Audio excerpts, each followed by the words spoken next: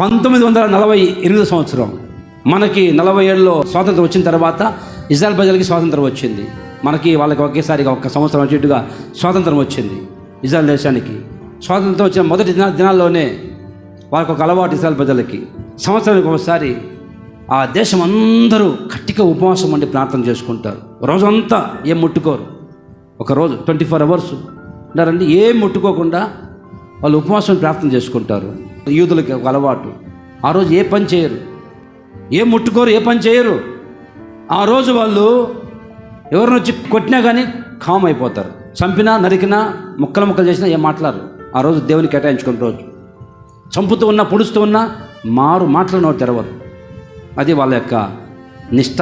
అదే అదునుగా చూసుకొని నాసా అనే ఒక రాజు 13 మంది రాజులు దేశాలు కలిసి ఈరోజు ఈ యూదంతా ఉపవాసం ఉంటారు, ఏ పని చేయరు, మొత్తం చంపి పడేద్దాం అని చెప్పి ఒక 13 మంది రాజులు, సైనికులు ఒక్కసారిగా బయలుదేరి ఇజ్రాయెల్ దేశం మీదకి వస్తున్నారు. ఆ రోజు వస్తూ ఉంటే వాళ్ళకి తెలిసింది, ఇజ్రాయెల్ ప్రజలకి, ఇవే ఏం చేద్దాం, ఈరోజు మనం ఉపవాసం ఉన్నాం, ఏం ముట్టుకోకూడదు, యుద్ధం చేయకూడదు, చంపకూడదు, వాళ్ళు చంపినా కానీ చావాల్సిందే.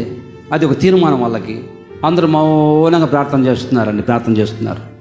ప్రభువుని నమ్ముకున్నారు. అయ్యా, నువ్వే మాకు దిక్కు, మాకు ఏరే ఆధారం లేదు, మేమేం చేయకూడదు ఈరోజు అని ప్రార్థన చేస్తూ ఉంటే బయలుదేరి వస్తున్నారండి. ఆ నాసా అనే రాజు ఆధ్వర్యంలో 13 మంది రాజులు, సైన్యం, లక్షల మంది. జరిగిన వాస్తవం ఇది. వాళ్ళ చరిత్ర పుస్తకాలు రాసి పెట్టారు. అవి నెక్స్ట్ స్తోత్రం కలుగును గాక.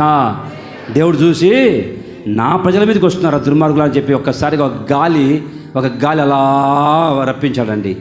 గాలి రప్పిస్తే ఆ గాలికి దేశంలో ఉన్న అడవుల్లో ఉన్న కందిరీగలు, తేనెటీగలు ఒక్కసారిగా లేచేసాయి. ఆ గాలికి లేచేసి ఆ సైన్యాన్ని మొత్తం సైన్యం అంతా నాశమయ్యేటట్లుగా, పారిపెట్టేట్లుగా దేవుడు చేశాడు. దేవుని స్తోత్రం కలుగును గాక.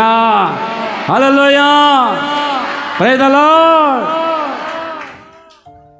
యుద్ధం చేయలేదు, కత్తి పట్టలేదు, కేవలం ఉపవాసం ప్రార్థన చేశారు. నా ప్రభు చెప్తున్నాడు, నీ నమ్మకము భంగము కాదు, ముందుగతి రానే వస్తుంది. నీకు నమ్మకం ఉంచు, నా ప్రభు గొప్ప కార్యాలు జరిగించును గాక.